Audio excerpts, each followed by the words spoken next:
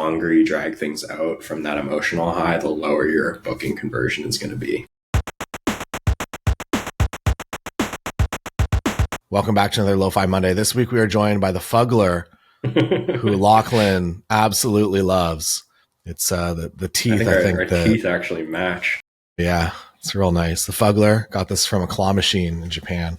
That's truly horrifying. We'll be returning soon to get more Fugglers because they come in many different varieties. And Tim says he has roughly $250 in yen to spend on claw machines to win Fugglers. So I'm excited.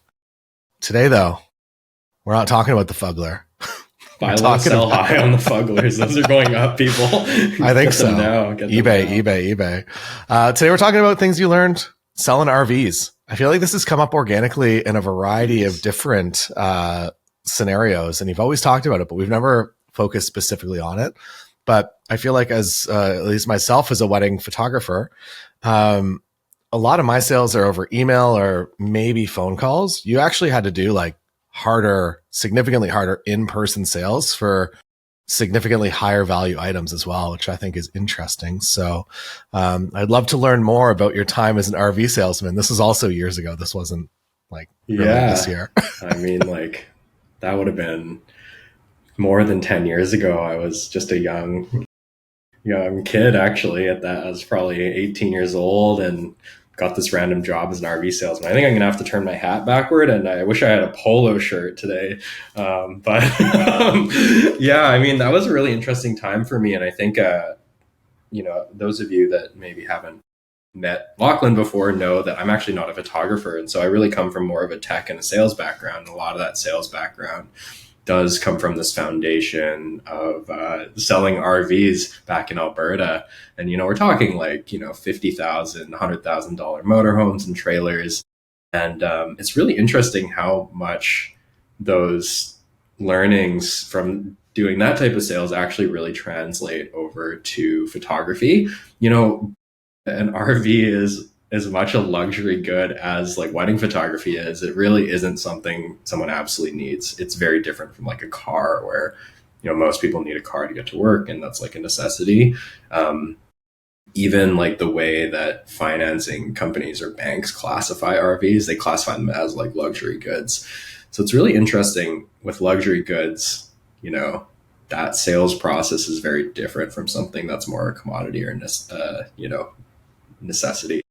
Yeah, I'm really excited just to go through kind of like a little list here of 5 things I learned, selling RVs and how that applies to booking weddings, Taylor. Yeah. So what does that look like? You get hired to be like an on the floor salesperson. Is there like sales training? Do you watch like a few great videos put together by HR, or what is that? Or do they give you audiobooks? Like I think the first day they got like the old whiteboard out and tried to explain to me like what the sales process was. But honestly, the way I learned was I just watched what the other salespeople did. And honestly, I think that's kind of what hopefully photographers doing here. They hear about what we're doing with Ignite, and they can learn tips and tricks and tactics and things to apply to their business, or of course they can come do Ignite themselves. So that's what I'm most excited about being here to talk about today. All right. Number 1 on your list. What is the first thing you learned selling RVs?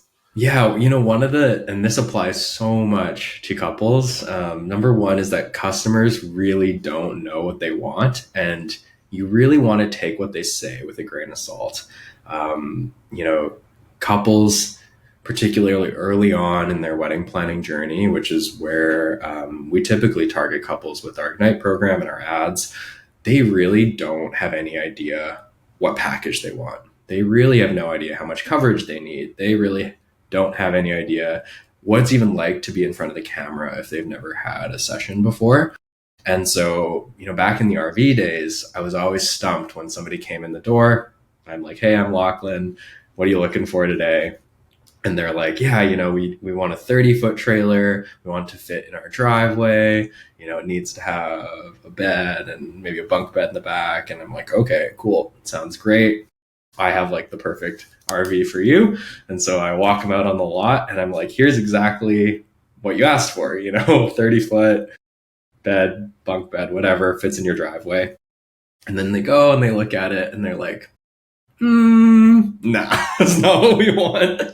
And then so crazy, they'll end up going home with like a 50-foot trailer that's 2 times the amount of money, has like a quadruple bunk bed in the back. And like, it's just very interesting that, particularly early on in that buying process, it's people are really trying to figure it out. And I think there's a lot of danger as a photographer if you take that initial inquiry or you take what they're asking for as face value, right? You should really do proper discovery.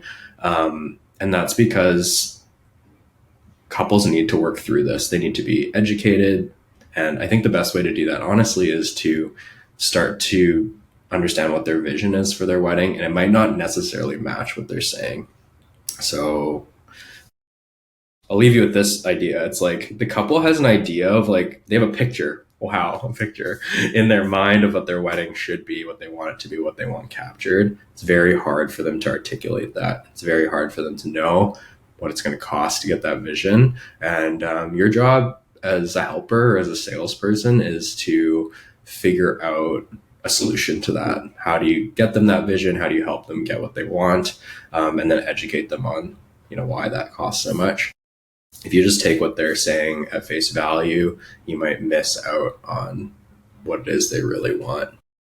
Yeah, for sure. And one of the parallels that I can kind of draw from that is that when couples come to, I almost feel like it's first I have to sell them on me. So once they've inquired, I feel like they're pretty sold. All of my pricing is public. So by the time they inquire, they're pretty sold. And at that point, it's a lot easier to get the upgrade as well.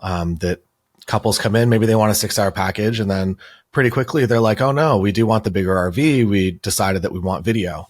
Or later in the sales cycle, it'll be that they'll book in for that 6 or 8 hour photography package. And 2 months before the wedding, they'll be like, hey, we didn't hire a videographer. We'd love if you'd just do kind of a hybrid highlight film for us.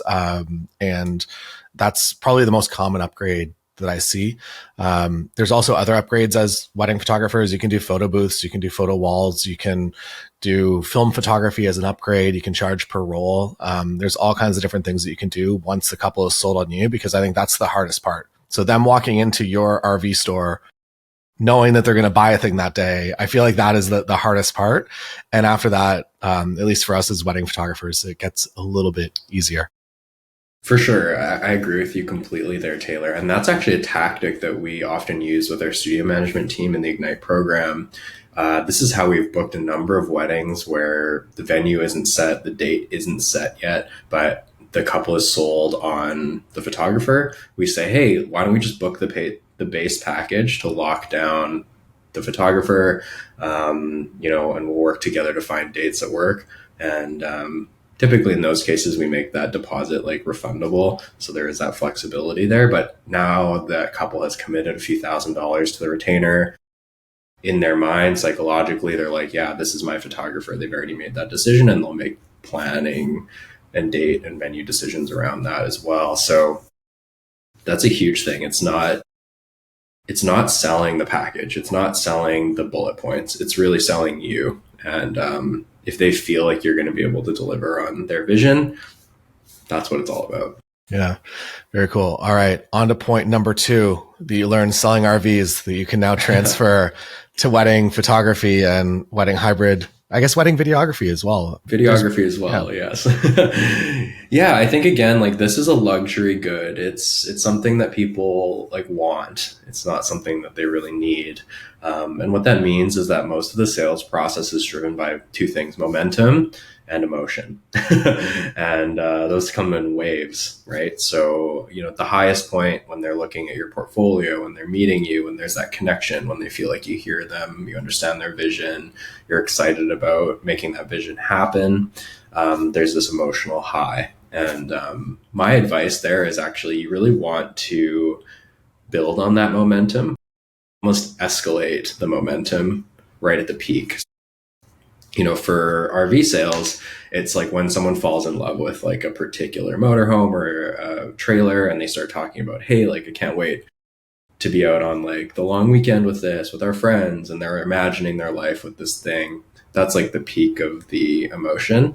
And this is like the best point to start escalating kind of communication momentum. And in the photography perspective, what that looks like is accelerating the communication cadence, in my opinion. So a lot of inquiries, they're going to inquire, you're going to email them, and then it's like a day, and then you email, and then it's like this back and forth, back and forth, back and forth, and you almost establish a communication cadence that is like email reply like every day. So 5 days, you maybe exchange like 5 emails back and forth. When you get to the point where the sale is starting to materialize, so that kind of emotional moment happens, they really like you, that's typically after like a consult call, something like that, where that personal connection is being built. My opinion is that it's important to escalate communication momentum. So maybe switch channels, get them on the phone, start texting. Maybe that's just a lot more, it's a lot more of a faster medium for communication, and it doesn't introduce this like multi-day delay. And what that momentum does is it maintains the emotion, and then that's what like leads to the sale. It's when people are sitting around kind of thinking rationally about the purchase, thinking about their budget. There isn't this like push for them to go ahead and book, right? And so honestly, the longer you drag things out from that emotional high, the lower your booking conversion is going to be. Yeah. And definitely you can feel this if, say, for instance, you're negotiating something and then you get to the contract stage on Friday and then you go into a wedding weekend and you don't respond again until Monday. Like a lot of that falls flat. So the faster you can basically do all of your communication points, I would say, especially once that momentum has materialized into a booking, I would say that like just get that done as fast as possible. And I've also had a lot of upgrades as well, kind of at that last minute, that once people are excited, they're like, yeah, we do want to add some film photography, or we do want to add the highlight video right now.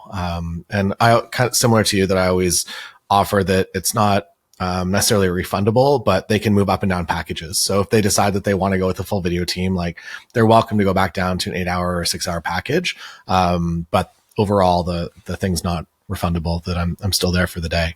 But what that looks like, I leave that up to the couple, I guess, in a couple of ways. Yeah, definitely. That makes a lot of sense, Taylor. And I agree with that perspective completely. Just like selling yourself, getting them to commit, and like when the momentum is there, just making the ask like, hey, by the way, are you interested in video? Are you wanting to do film or something? And then, yeah, as that like momentum and that emotion is high, that's when they're going to want to make those decisions. Yeah, if they go home and go about their life, it doesn't feel as important. And that's really what it is. It's like that feeling. Yeah. Another interesting thing with RV sales is that it's similar to weddings in the sense that it's probably, maybe, I don't know, it's usually a couple or a family coming to you, which I feel like is a little weird and unique for us as photographers, that typically there's kind of one lead member that's kind of pushing this meeting forward, that is maybe taking the reins on wedding planning. And then there's another partner that's like, usually like I would say 3/4, at level, but sometimes a little bit less. Sometimes they're equal. Sometimes the other partner is just there like for to be there essentially, and they really have no input or wants or questions or anything. So I think that's also an interesting thing, that you're selling in more of a group environment than just kind of a one-on-one sale. Yeah, and that's actually something I'm really glad you point that out, because as part of our Ignite program, one of the things we ask couples when they're booking their client consults is whether their partner is going to be able to be there. And we always like suggest to them that both of them can be on the call. And the way we actually pitch that messaging is we say, hey, like, you know, if we're going to set up an engagement session between you and the photographer, like it makes sense for you and your partner to be there so we can break the ice all together, so it isn't awkward for that other partner who wasn't there to then show up on the day and get a camera like pointed at them. So always kind of positioning it that way, or talking about the benefits of both partners or both decision makers being involved. Amazing. So on to point number 3, things you learned selling RVs. Absolutely. Maybe this should have been number 1, but number 1 is just asking for the sale. I know this is like one of the hardest things for photographers. It's the hardest thing for anyone in sales, is the discomfort of kind of just making the ask. But I think there's a lot of really soft ways to ask. Just you could word it as, with where you guys are at in wedding planning, just curious, like when you're hoping to make a decision on your photography, you know? Obviously you can just straight up ask them, like, just, no pressure, but just curious if you're interested in booking me, or there's other soft ways to ask, like just, asking them about their budget or things like that and steering the conversation towards the booking conversation. I think that's really, really important, particularly on client consults. And it's something that we train our photographers on who are in the Ignite program, how to actually introduce that conversation. Um, I think couples actually really appreciate the genuine transparency of just asking and talking about it. It like gets the elephant out of the room kind of thing. Obviously they're there because they're interested in booking. And if they get all cagey about it or they don't want to talk about it, then that that's not like a good client for you, and it just really helps evaluate. But asking is so, so important, and there's so many different ways you can do it in a low pressure, soft, like helpful way. Ultimately, like the couple's there because they want to book.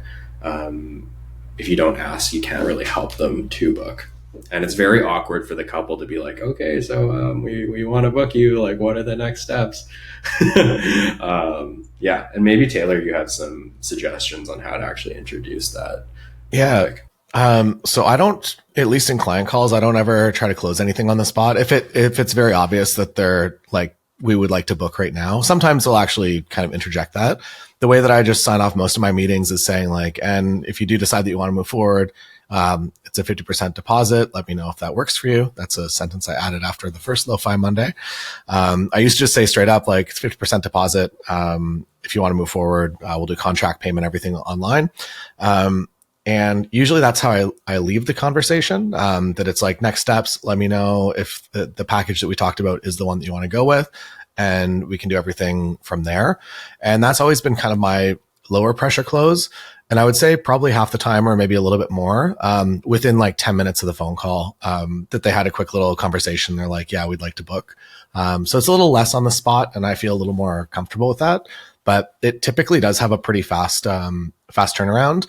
And then after our first Lo-Fi Monday or second one, I was kind of thinking that like, oh, maybe the reason that some of these couples aren't getting back to me right away if they do want to book is because of the retainer. They've just put like a deposit down on their venue or whatever, and funds are a little bit tight. So that's why I've now added the, like, if that works for you, as a 50% retainer. That if not, they can suggest what they want that number to be. And I think that's going to have a good impact moving forward. Too early to tell. I've only had maybe, I think, 2 client calls since then, but yeah, interested to see how that goes long term. And if that speeds up that process of couples getting back to me whenever they're just a little bit uncomfortable about asking for modifications to the retainer. Yeah, definitely. I think that's a great ad just to keep the door open. Yeah. All right. On to number 4. Things you learn selling RVs that are directly they don't have to be directly, but indirectly transported to wedding photography sales. Yeah, I think this is another one that, like, this concept that, like, sort of sales is dirty. It's like a dirty word, particularly around the creative industries. And I really think it doesn't need to be that way. Like, sales doesn't need to be dirty. And the way to make it not dirty is to essentially, like, sit on the same side of the table as the clients. And what I mean by that is, like, instead of trying to sell them, try to be a helper. Don't think of it as like trying to sell them on anything. Just think of it as like, hey, they're coming to me because they need help on something. And that help is like, they need to buy an RV and they want to go camping on the long weekend or whatever it is. And really taking that in and understanding like how you can help them. So that was a very common thing for me when I did RV sales, was understanding what it is the clients want, what it is that's important to them, asking them very, very directly, like, what do you really care about? Sometimes it's things like budget, like they need to make sure that they can buy a trailer or motorhome under a certain budget. Maybe it's they're wanting to do this like cross Canada trip that they've always wanted to do. Maybe it's, again, getting out by the long weekend and they're cutting it pretty close, right, on getting the hitch installed and everything, right. But really understanding that and then figuring out how to help them, very common one was like we would always get tons of couples coming in before the long weekend. They're like, we need to get our trailer before the long weekend so we can go out with our friends and like go camping, right? And I think this is a really interesting concept because if you don't ask them for the sale, or if you don't ask them like, hey, is this the unit you want? Do you want us to like get it in the shop and get it all ready for you? Like, do you want to buy it essentially? Well, it's not going to be ready for you to go camping on the long weekend. And so by you dragging your feet or being really passive from a sales perspective, you're actually actively like not helping them. And so just taking this perspective, like, how do I get this couple what they want from a photography perspective? If they tell you that they like want to book a photographer soon because they want to get that off their list, and that's going to be helpful to them, let them do that. Don't get in their way. And just really that discovery of what they need and then trying to help them, I think is a really good mentality to have, so that you're not feeling dirty about having to sell. They're coming to you for something that they want, and it's great that you're able to help them with that. Yeah. Side quest has just appeared for me. So I want to get your feedback on this, and if you guys have tried this in Ignite or even thought about it really. So a long, long time ago when I got into wedding photography, and I'm going to say like maybe 2010, this was kind of like a prevalent thing where I would get an inquiry and I would respond with, and if you'd like to book right now, here's the PayPal link. Data is still available as of this time. And if you'd like to just immediately move forward, here's the link to pay. I think it worked very successfully for photographers in the States, or at least the people that were teaching it. I don't know how it actually worked in real life. For myself in Canada, it was like maybe it would 1 out of every 30 would do that if they really knew. And it was usually a referral that maybe I'd shot a wedding for a friend. Maybe they're a bridesmaid. They were at the wedding. They saw me in real life. So there was like that trust level. But what are your thoughts on side quest of adding that like checkout link to that first inquiry? I love that. I mean, that's kind of like an ask, really. And I really love the concept of introducing soft asks in your process. So rather than you having to do it from a client call perspective and it's like stressful and you're like, oh my God, I feel dirty salesperson, introduce it just into your sales process. And this is something we've done with Ignite, where even that first email, where if you watch Taylor and I go through the entire Ignite sales process in our other Lo-Fi Monday video, our very first email, we've actually added a little line just at the bottom, and in the text message that goes out, that says like, hey, thanks so much for like being interested in our free engagement session giveaway. If you're actually just wanting to book right now and would like to skip the line, and we actually use this language, if you would like to just skip the line, you can have your free engagement session. We can talk about pricing. We can get you on a call like tomorrow. If you want to skip the line, if you're serious about booking, just let us know. And that's kind of a similar soft ask, maybe a more Canadian soft ask. But you get people that reply to that and say, yeah, thank you so much. Like, we saw the free engagement session thing. We think that's super cool, but actually we're looking to make a decision like right now on our photographer. If you could send over pricing and we could have a quick phone call like right away, that would be great. And so it essentially just like provides this optionality to the couple, and it's a very soft way of like asking. It's no pressure. It's just like, hey, if you are in this bucket, we can help you. Yeah. And I would say increasingly more couples seem to be in that bucket, especially if you're running a Focal site and you've taken all of the suggestions that Focal has, that people just know that they want to book. They're like, they do a call, but it's almost like the sale is already done by that point. It's just to meet you in real life to make sure you get along. And then that's usually it. Yeah, definitely. All right. On to the Lachlan sent me the first four. I know the first four, but the fifth one is a mystery. So what is mystery number 5? Mystery number 5 is like not to give up on the sale. Like, again, clearly couples are coming to you, or couples are walking into the RV dealership because they're interested.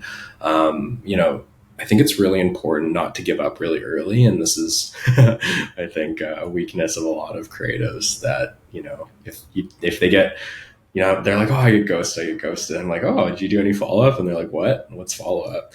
Or maybe you send one follow up email. Like in Ignite, we're relentless. We probably send like 30 follow up emails until the couple either says they booked another photographer, or they're like, we're not interested. But again, those follow ups are very helpful. They're very soft. And it's just like, hey, where are you at in your wedding process? Just checking in. Is there anything we can do to help you? I think it's really important to follow up because it's easy to assume like everyone's head jumps to like, oh, they hate me, like they don't like me, they want to book me, like cry my eyes out in the corner. That's not the case. Like people are busy, right? Like there's so many things going on in everyone's lives. Particularly during the summer, we saw this a lot where a couple would ghost for a while, and we'd hit them with a follow up, just literally just, hey, are you still interested? Can we help you out? Booking still? Are you interested? Do you have any questions? Whatever. And they're just like, oh yeah, we were in Italy, like on a yacht. Sorry, no problem. Like we'll book now. Sorry about that. We're just enjoying our vacation. And like, that's super fair, right? It had nothing to do with like them not liking the photographer. They just got distracted with yachting. Understandable. Right. Definitely just continue to follow up. There's nothing wrong with it. I actually think of following up as being helpful, right? Like I've had a number of situations. I think I shared this example the other day where, you know, I think I, called the dentist or something and was like, hey, I really need to get in for cleaning or something. And then they're like, here's our schedule. And I was like, oh, shoot, actually, I'm not sure if that works. And then I just like said, I'll get back to you. And then they just like texted me a few days later and were like, hey, here's our like calendar link if you want to book in for that cleaning. And I was like, oh, thank you so much. That was super helpful. Completely forgot that I needed to do that. And now I have a really convenient way to book in. So I think you can position and think about follow up as just being helpful. And then the last thing there is like, don't be afraid to ask like why they didn't book too. In sales, you call this a takeaway close. It's like saying essentially, hey, I haven't heard from you for a while. I'm going to stop bugging you because I'm assuming that you're like not interested in booking. Like no pressure at all, but I always appreciate feedback if you would tell me like why you just, not moving forward. And then two things will happen there. Either you'll get really useful feedback, which is always, always good. Or they'll just be like, oh my God, sorry, like totally forgot about this. Like we still actually want to book. And by introducing this kind of like, it's a bit of like a see, or that's what a takeaway close is. It's like you're taking something away. It's like, hey, we're going to close your booking now because we haven't heard from you for a while. And they're like, no, wait a second. We're on our yacht in Italy. Like, let me just fill out the contract right now, right? So, taking that approach is a great way to get a little bit of a resolution there on where these couples are at. So highly recommend doing follow-up and just at least doing a takeaway close with every couple. You'll get valuable feedback or maybe you'll get a booking. Yeah. And I have noticed for sure that I would say my more high-end couples, they're just busy people. Both partners are probably running a pretty intense career and things do fall behind. That maybe they'll be intense wedding planners for like 3 days over a long weekend. And then it'll be like 3 weeks before they actually have time to sit down. Or some of my couples, they like space is an issue where they just are physically in two different places that they both travel so much. And maybe they only get like 3 or 4 days a month together. And that's when they come together to do their wedding planning. So I think following up and being around, I think is very, very valuable so that they don't forget about you and you get those higher end bookings too. I also think like making it really easy for them to book, right? If you send them your like crappy little PDF document over email and then they have to download Adobe Acrobat and figure out how to like e-sign the contract, like they're not going to do it, right? And then you're going to cry in the corner and be like, oh, you didn't sign my contract. Like if it's easy and they can do it on their phone while they're making dinner, they just type in their name, hit sign, and then they've e-signed the contract. Like, yeah, that's a lot easier if they can do it while they're sitting on their patio drinking their margarita on their yacht. That's on their phone. That's going to be great, right? And if they can Apple Pay or they can, like we actually have a lot of feedback from our photographers that the couples will like actually tell them like, wow, thank you so much. This was like so easy to book. Like I was literally like with one hand feeding my child and then the other hand, I like double clicked my Apple Pay and I'd like booked you. Making it that easy and just reducing that friction. It's, I guess, coming back to that momentum point, if you have momentum, they're emotionally invested, making it really easy for them to take the booking action is super important. If you introduce like this crazy amount of friction where now you're sending them like multiple emails, one with their like contract PDF that they have to download and install Adobe Acrobat for, and then like some other random payment link where they have to punch in their Venmo details, like no wonder they didn't book you. Like, come on. Yeah. Well, get a focal CRM backend with your website and or any CRM, anything? Taylor, please, like, please free them from this pain. Oh, well, I think that Adobe Acrobat has maybe been sunset. I think that's not a product anymore. So maybe we'll, I don't know what you use now. I mean, I run into photographers all the time where they have their clients print out the contract, sign it, and then like scan it back to them. Like, what are we in, like 19? Yeah, I have, when I started in like 2005, all of my contracts from like 2005 until probably 2010, I still physically have, because a lot of them, like, we would do in-person signings, and I'm like, I don't know, do I get rid of these? Like, at what point do I? And so they've just moved with me throughout the years. So I'll just keep those contracts forever. It's kind of helpful if I want to refer to my first wedding season and what I was up to and what I was doing. I guess. Yeah. Cool. All right. That is the end of Lo-Fi Monday. I can turn my hat back around now. Oh, that's true. Thanks for joining us. And we'll see you again next Monday for another Lo-Fi Monday. We're going to give you valuable business advice from both myself, but then also the many, many photographers and the tens of thousands of inquiries that Lachlan and his team deal with, which I feel like is more beneficial than just my singular point of view. I would say it's a pretty unique thing that Lachlan has visibility on. So it's really, really cool that we get to do this. See you again. It's awesome. See ya next Monday.